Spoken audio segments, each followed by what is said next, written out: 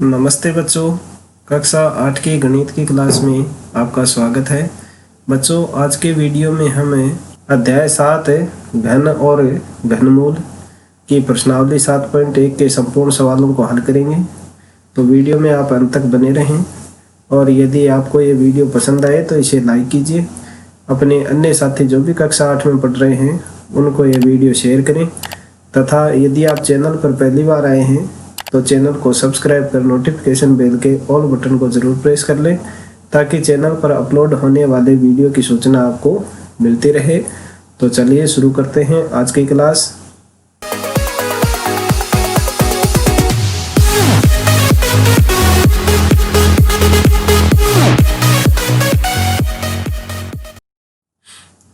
प्रश्नावली 7.1 का पहला सवाल दिया गया है, निम्नलिखित में से कौन सी संख्याएं पूर्ण घन संख्याएं नहीं हैं।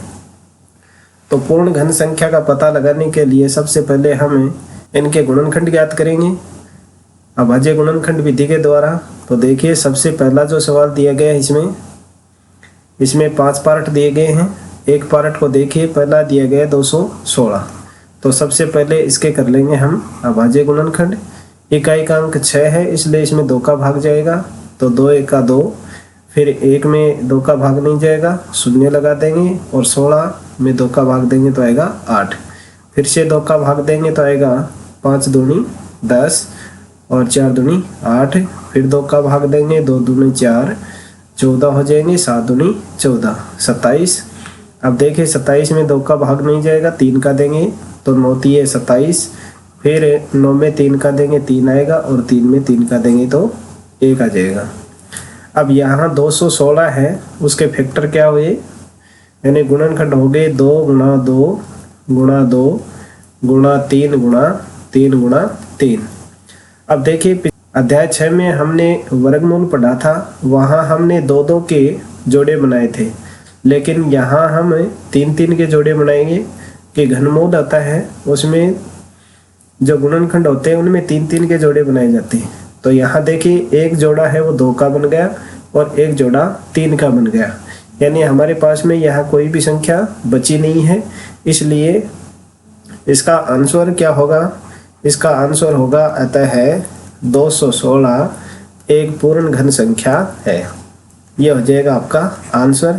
अब बाकी के जो 4 पार्ट बचे उनको भी इसी तरह से करना है। सबसे पहले इनके अभाज्य गुणनखंड ज्ञात करने हैं और फिर उनमें 3-3 का जोड़ा बनाना है। जिस भी संख्या के फैक्टर में आपके 3-3 के जोड़े नहीं बने और उनमें से कोई एक संख्या बच जाए तो वो पूर्ण घन संख्या नहीं होगी। देखिए इसी तरह से ये लास्ट वाला देख लेते हैं 5 का, बाकी के आप स्वयं कर लेना। 5 का दिया गया है हमें 46,656। सबसे पहले इनके करेंगे फैक्टर, 2 का भाग देंगे तो आएगा 2 दूनी 4, 3 दूनी 6, 3 दूनी 6, 2 दूनी 4, 1 बच जाएगा 16, 8 दूनी 16। फिर से 2 का भाग देंगे तो 2 एका 2, 2 एका 2, 13 हो जाएंगे, 6 दूनी 12, 6 दूनी 12 और 4 दूनी 8। फिर से 2 का भाग देंगे, 5 दूनी 10, 8 दूनी 16, 3 दूनी 6 और 2 दूनी 4। फिर से 2 का भाग देंगे तो 2 दूनी 4 और ये 18 हो जाएंगे, 9 दूनी 18, फिर 2 एका 2 और 6 दूनी 12। फिर से 2 का भाग देंगे तो आ जाएगा 2 एकम 2, 4 दूनी 8, बच गया 1, 11, 5 दूनी 10, बच जाएगा 1, 16, 8 दूनी 16। फिर से 2 का भाग देंगे तो आएगा 7 दूनी 14, 2 दूनी 4 और 9 दूनी 18। अब यहाँ देखिए इसमें 2 का भाग नहीं जाएगा क्योंकि इकाई का अंक 9 आ गया। अब इन अंकों का योग करेंगे, 7 और 2 9, 9 9 18, 18 में 3 का भाग जाता है इसलिए इस संख्या में 3 का भाग जाएगा। तो 3 दूनी 6, बच गया 1, 12 हो गए, 4 तिये 12 और 3 तिये 9। अब इनका फिर से योग करेंगे, 3 4 7 और 9, फिर से 3 का भाग जाएगा तो 8 तिये 24 और 3 एकम 3। अब फिर इसमें से 3 का भाग जाएगा तो आ जाएगा, चलिए यहाँ ऊपर लिख देते हैं इनको, 81 है, उसमें फिर से 3 का भाग देंगे तो आएगा 3 दूनी 6, बच गए 2, 21 हो गए। 7 ये 21। अब ये बच गए 67, यानी इस 67 में 67 का ही भाग जाएगा क्योंकि ये एक अभाज्य संख्या है। अब यहाँ देखिए 46,656 है, उनके क्या क्या गुणनखंड आए हमारे पास में, 1 2 3 4 5 6, 6 तो आ गए 2, तो 2 गुणा 2 गुणा 2 गुणा 2 गुणा 2, ये 6 तो हो गए। 2 इनमें 2 3 3 के जोड़े बन गए। अब देखिए 3 का है, 3 संख्याएं कितनी आई हैं, 1 2 3 और ये 4, 3 3 आ गए 4। तो यहाँ देखिए एक जोड़ा बन गया, ये 3 बच गया और आगे 67 है, एक ये बच गया। तो यहाँ इस 3 और 67 का जोड़ा नहीं बना, इसलिए इसका आंसर क्या हो जाएगा, आता है 46,656 एक पूर्ण घन संख्या नहीं है, पूर्ण घन संख्या नहीं है, ये आपका आंसर हो जाएगा। तो इस तरह से आपको ये पहला सवाल है वो कंप्लीट कर लेना है।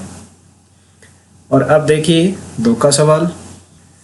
दूसरा सवाल दिया गया है, वह सबसे छोटी संख्या ज्ञात कीजिए जिससे निम्नलिखित संख्याओं को गुणा करने पर पूर्ण घन प्राप्त हो जाए।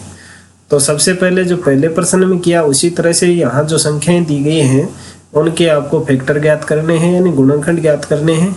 तो सबसे पहले पहला जो दिया गया है इसमें दिया गया 243, तो इसके फैक्टर हम ज्ञात कर लेते हैं। इकाई का अंक देखिए यहाँ 3 है तो 2 का भाग तो जाएगा नहीं। अब यहाँ इन अंकों का योग कीजिए, 4 और 3 7, 7 और 2 9, तो 9 में 3 का भाग जाता है, इसलिए इस संख्या में भी 3 का भाग जाएगा। तो 8 3 24, 8 आ गया और ये 1 आ गया, 3 एकम 3। फिर से इसमें 3 का भाग देंगे तो आएगा 2 3 6 और बच जाएंगे 2 21, 7 21। फिर से इसमें 3 का भाग जाएगा तो आएगा 9 3 27। फिर 3 में 9 में 3 का भाग देंगे आएगा 3 और 3 में 3 का भाग देंगे 1 आ जाएगा। तो यहाँ देखिए 243 के अभाज्य गुणनखंड क्या हुए, 3 गुणा 3 गुणा 3 गुणा 3 गुणा 3, 1 2 3 4 5, 5 3 आ गए। अब यहाँ देखिए एक जोड़ा तो कंप्लीट हो गया आपको, लेकिन जो दूसरा जोड़ा है उसमें केवल 2 ही 3 है। अब यहाँ 1 3 और हो तो ये पूर्ण घन संख्या बन जाएगी। तो इसलिए इसमें क्या पूछा गया, वह छोटी सबसे छोटी संख्या ज्ञात कीजिए जिससे निम्नलिखित संख्या को गुणा करने पर पूर्ण घन प्राप्त हो जाए। तो इसका आंसर लिखेंगे हम, आता है वह सबसे छोटी संख्या हमें यहाँ एक 3 चाहिए तो ये 3 ही आपका आंसर हो जाएगा। वह सबसे छोटी संख्या 3 होगी जिससे 243 को गुणा करने पर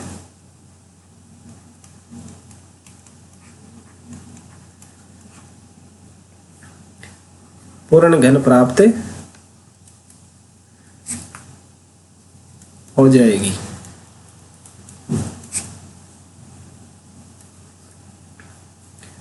पूर्ण घन हो जाएगी, तो यह हो जाएगा आपका आंसर। अब 2 के में जितने पार्ट दिए गए हैं उनको सबको आपको इसी तरह से सरल करना है, यानी आपको सबसे पहले अभाज्य गुणनखंड ज्ञात करने हैं, फिर उनमें 3 3 के जोड़े बनाने हैं और लास्ट में जो जोड़ा बनने से बच जाए वही क्या होगा, उस प्रश्न का आंसर होगा, यानी उस संख्या से उसको गुणा करने पर वो पूर्ण घन प्राप्त हो जाएगी। अब देखिए इसमें से एक और देख लेते हैं, जैसे ये देखिए चौथा 675 वाला।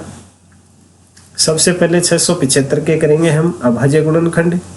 तो 6 2 का तो जाएगा नहीं, इसमें 6 और 7 को जोड़ेंगे होंगे 13, 13 और 5 18, यानी 3 का भाग जाएगा इसमें। तो 3 दूनी 6 बच गया 7, 3 दूनी 6 बच गया 1 15 और 5 3 15।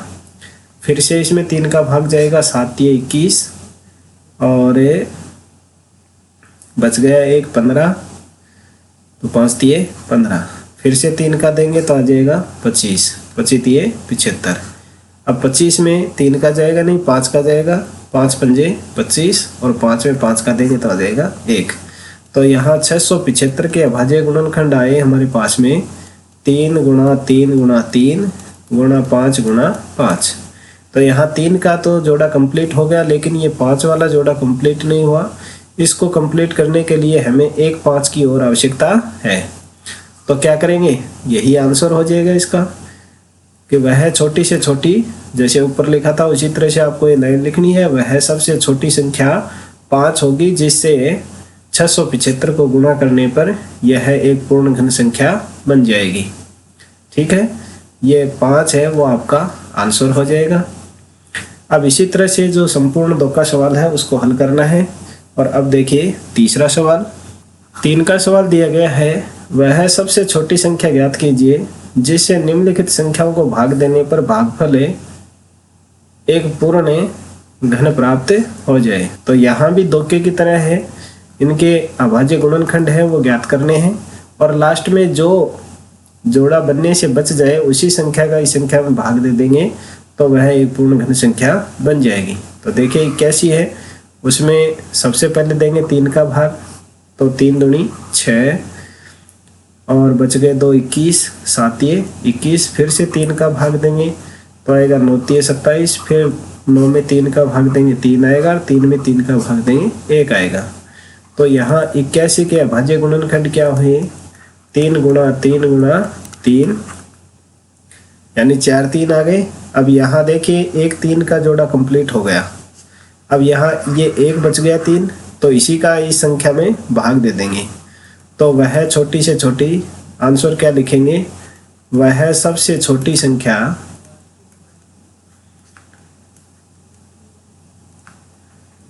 3 होगी जिससे 81 में जिसका 81 में भाग देने पर पूर्ण घन बन जाएगी।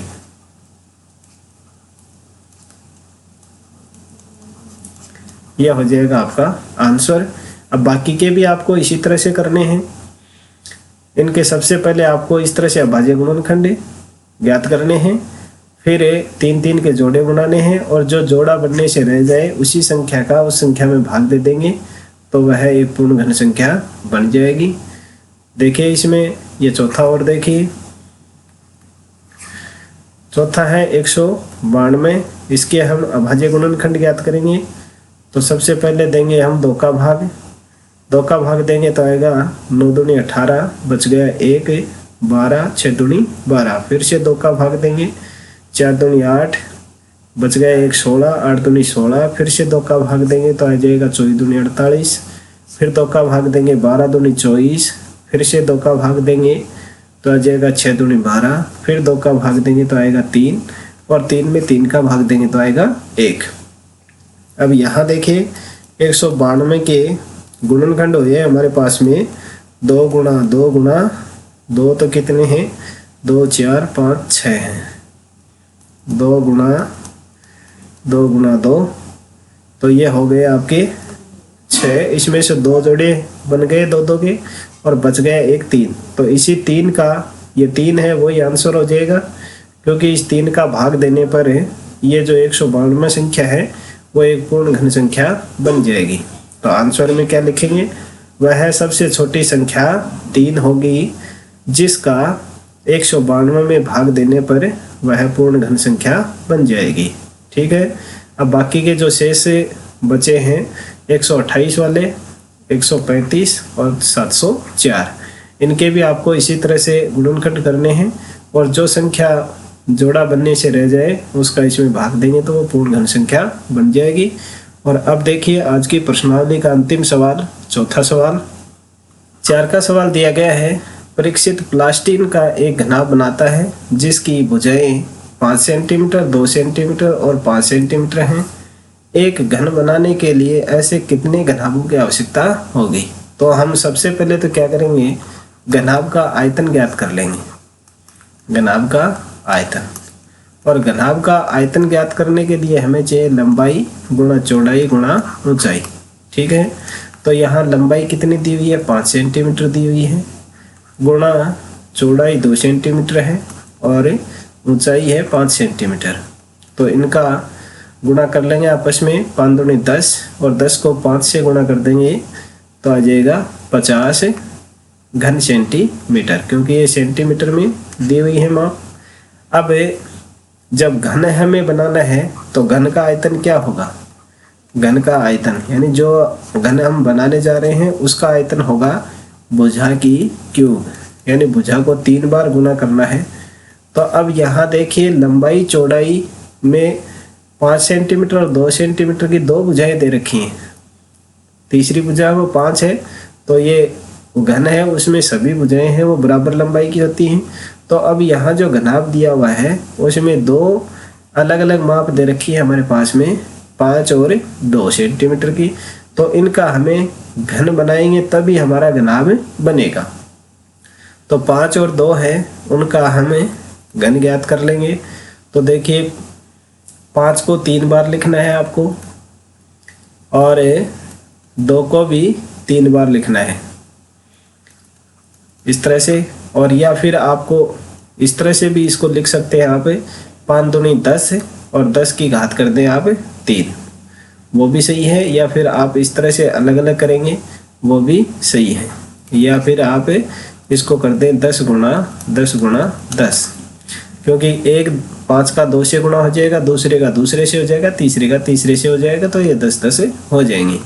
अब इनका जब गुणा करेंगे तो 10 को 10 से गुणा करेंगे 100 होगा और 100 को 10 से गुणा करेंगे तो आ जाएगा 1000 घन सेंटीमीटर। तो यानी इस घनाभ से हमें एक घन बनाने में इतना आयतन आपको चाहिए, यानी 1000 घन सेंटीमीटर चाहिए। लेकिन यहाँ है कितना? 50 घन सेंटीमीटर है। तो अब आपको कितने घनाभों की आवश्यकता होगी?